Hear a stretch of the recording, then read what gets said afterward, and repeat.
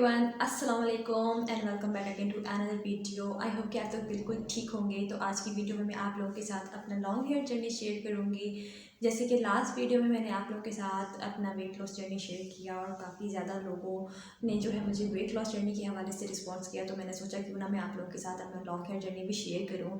जिस तरह से मैंने आप लोगों को बताया कि मैं हमेशा से स्लिम एंड स्मार्ट नहीं थी। मैंने अपनी लाइफ में 2 से 3 बार या 4 बार वेट लॉस एक्सपीरियंस किया। इस तरह से मेरे बाल हमेशा से लंबे नहीं थे। मैंने भी अपने अपने बालों को जो है तकरीबन लाइफ में 2 से 3 बार लंबा किया है।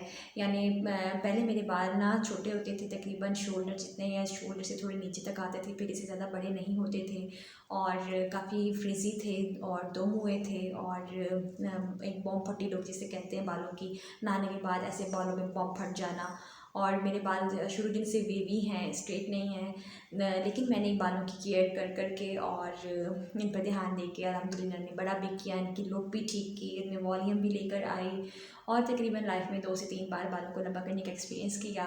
फ़र्स्ट टाइम जब मैंने बाल लंबे किए थे तो मेरी शादी हो गई। शादी के बाद जब जगह बदलती है, पानी बदलता है, तो बाल थोड़े से चेंज हो जाते हैं और उस एटमॉस्फेयर के मुताबिक एडजस्ट करना पड़ता है और केयर करनी पड़ती है। तो मैं उस चीज़ को उस वक्त समझ नहीं सकी। मेरे बाल काफ़ी ख़राब हुए और जब वो थोड़े से डल हो जाते हैं, फ्रिजी और रफ़ हो जाते हैं, तो मैं अपने बालों को कटवा देती हूँ। फिर मैंने शादी के बाद अपने बाल आधो हाथ कटवा दिए। उसके बाद मैंने फिर लंबे किए और मैंने फिर जब दोबारा लंबे किए, बहुत अच्छे लंबे हुए थे, बहुत मेहंदी लुक आई थी और बहुत मतलब कि सब इंस्पायर होते थे, यार तुम्हें किस तरह से बाल लंबे किए हैं, हमें भी बताओ। तो पहले तो मुझे तभी जहन में आता था, यार मैं अपनी जो है ना वेट लॉस की वीडियोस बना बना के यूट्यूब पर डालूं, लेकिन मैंने तब स्टेप नहीं लिया। लेकिन मैंने कहा अब मैं ज़रूर डालूंगी। तो तब मेरे बहुत अच्छे बाल लंबे हुए थे। लेकिन फिर मैंने क्या किया कि मैंने अपने बालों में डाई लगाना शुरू कर दिया। जब डाई लगाया तो मुझे डाई की लत लग गई, मतलब एक नई लुक आना शुरू हुई बालों में। नया कलर देख के मैं बड़ा इंस्पायर होती थी डाई से। तो फिर मैंने तकरीबन अपने बालों में 3 से 4 या 5 मरतबा डाई लगाया। और डाई लगाने का नुकसान क्या हुआ कि मेरी इतने सालों की मेहनत पे पानी फिर गया। मेरे इतने प्यारे लंबे बाल रफ़ हो गए, डेड हो गए, फ्रिजी हो गए, दो मुँहे हो गए, पतले हो गए, नीचे से लेके सर तक मेरे बाल पतले हो गए। और वो देख देख के मुझे इतना डिप्रेशन होता था, ये मेरे बालों के साथ क्या हुआ, मैंने क्या किया। मैंने इतनी मेहनत से अपने बालों को लंबा किया था और अब मेरे बालों की क्या लुक हो गई। फिर मैंने डिसाइड होकर अपने बालों को दोबारा इतना इतना कटा दिया। तो बाद मैंने कहा अब मेरे पास आखिरी हल यही है कि इन बालों को मैं काट काट के ख़त्म करूँगी। तो अभी भी मेरे बाल जो नीचे से है ना, मतलब इनमें थोड़ा बहुत डाई रह गया है और मैं अब तकरीबन हर महीने इन्हें काट काट के ना ख़त्म कर रही हूँ। और मैं डिस्क्रिप्शन बॉक्स में एक वीडियो का लिंक डाल रही हूँ पिछले साल का, तो उसमें भी मैंने अपनी हेयर केयर रूटीन शेयर की और उसमें भी थोड़ा सा बालों के बारे में शेयर किया। और तब की लेंथ भी आप लोग जाके देखें और उस वक़्त की डेट भी नोट करें और अब भी आके आप ये वाली वीडियो देखें कि उस वक़्त के बालों में और अब के बालों की लेंथ में कितना फ़र्क है।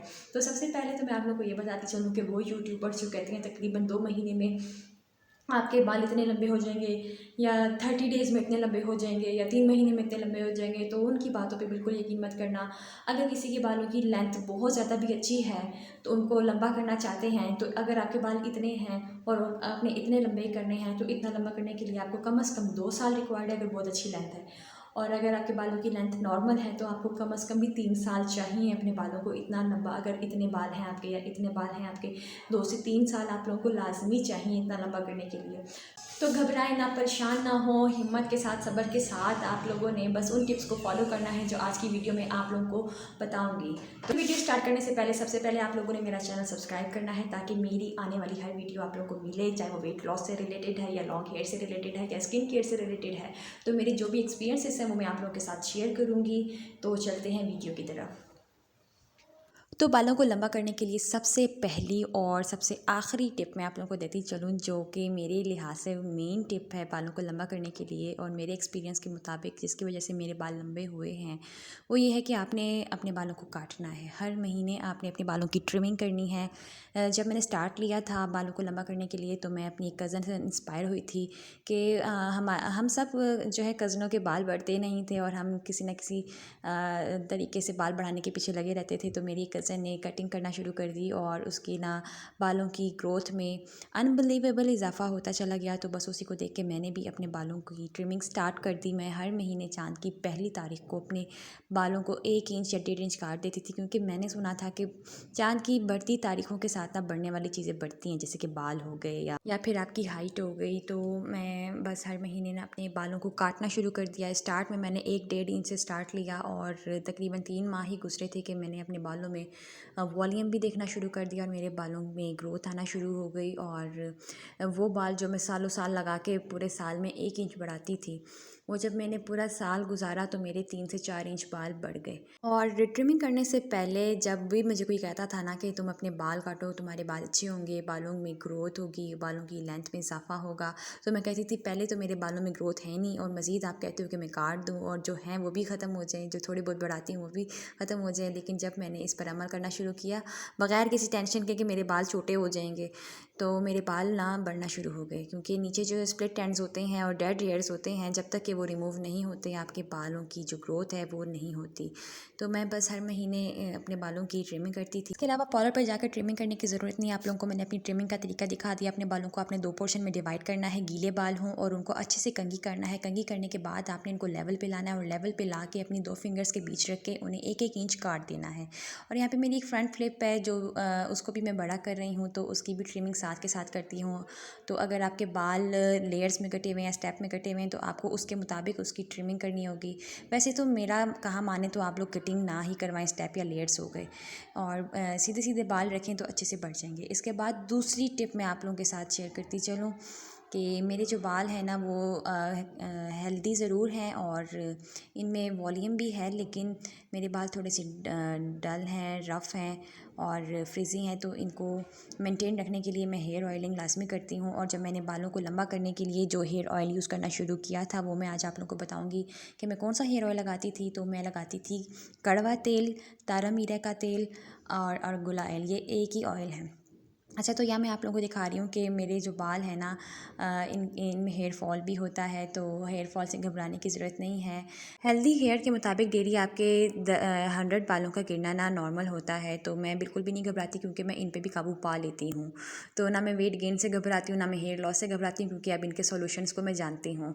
तो हाँ, तो मैं बात कर रही थी हेयर ऑयल के बारे में। तो मैं जो है वो कड़वा तेल लगाती थी। कड़वा तेल जो है उसको तारे मीरी का तेल भी कहते हैं और गुला ऑयल भी कहते हैं। ये बहुत तेज़ होता है, इसकी स्मेल भी बहुत ज़्यादा अजीब होती है, कुछ लोग बर्दाश्त नहीं कर पाते और ये बहुत ज़्यादा काटता भी है, लेकिन ये बालों के लिए इंतहाई अच्छा है। इससे बालों की ग्रोथ में अनबिलीवेबल इजाफा होता है। आपके फ्रिजी हेयर जो है वो नॉर्मल हो जाते हैं, अच्छे हो जाते हैं और आपके बालों में जो दो मुँहे बाल होते हैं वो भी ख़त्म हो जाते हैं। इसके अलावा अगर आपके बाल कर्ली हैं तो स्ट्रेट होना शुरू हो जाते हैं और इनके अंदर एक शाइन आ जाती है और सिल्कनेस आ जाती है। और अगर आपका हेयर लॉस हो चुका है तो आपके जो बाल हैं वो रीग्रो होना शुरू हो जाते हैं।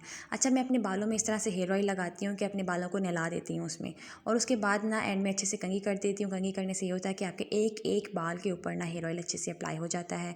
और एंड में मैं ना अपने बालों के स्प्लिट एंड्स पे अलग से हेयर ऑयल लगाती थी और उनको अच्छे से मसलती थी ताकि इनके जो दो मुँह बाल हैं ना वो अच्छे से निकल जाए। उसके बाद मैं तकरीबन 5 से 10 मिनट ऐसे सर नीचे करके मसाज करती थी। इससे ये होता है कि जो ब्लड सर्कुलेशन है ना आपके सर में आती है और इससे आपकी जो ग्रोथ है ना वो बालों की अच्छी हो जाती है।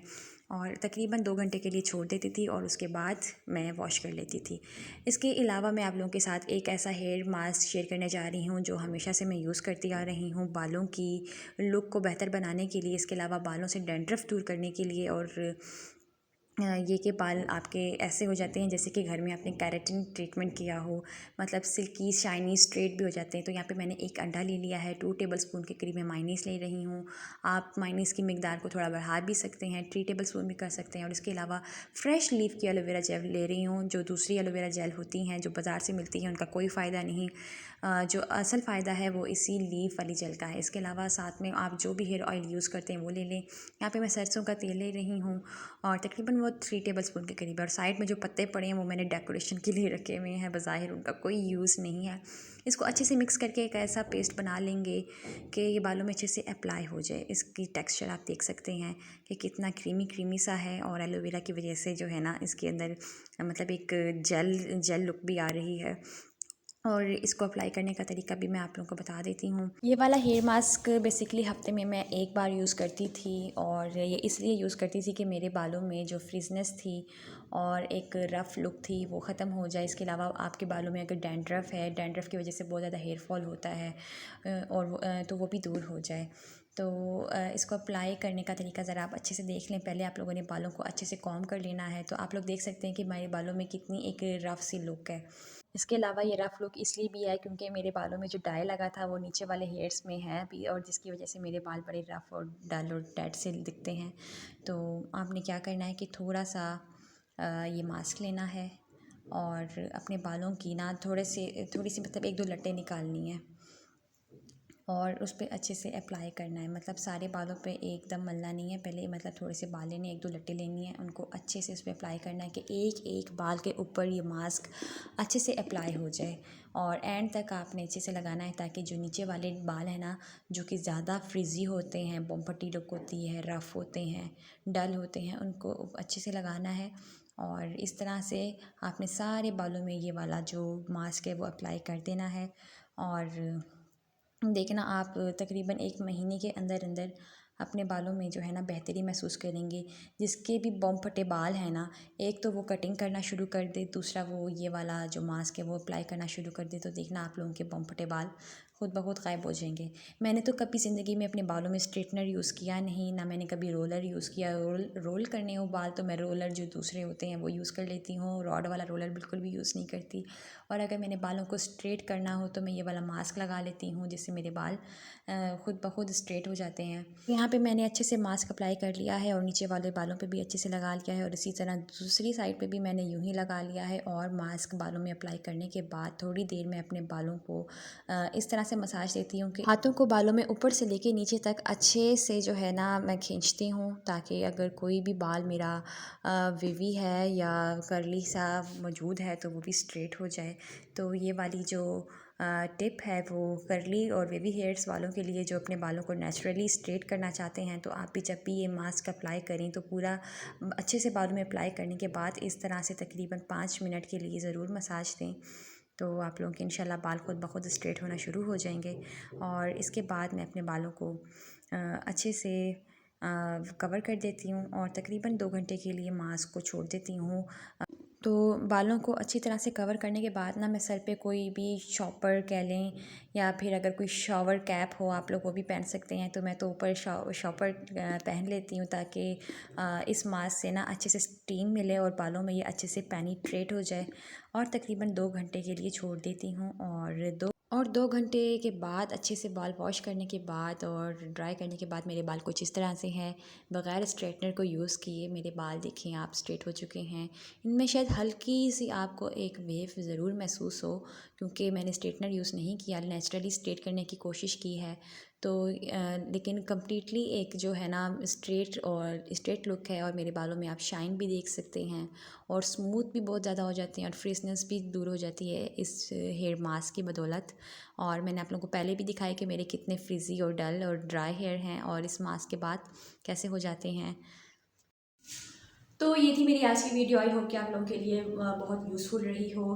तो बस ये था मेरे लॉन्ग हेयर जर्नी का एक बहुत छोटा सा पार्ट जो मैंने आज की वीडियो में आप लोगों के साथ शेयर किया है, क्योंकि अगर मैं आप लोगों के साथ ओवरऑल वो सारी बातें शेयर करूँ जो कि मैंने एक्सपीरियंस की हैं तो वीडियो बहुत ज़्यादा लंबी हो जाएगी।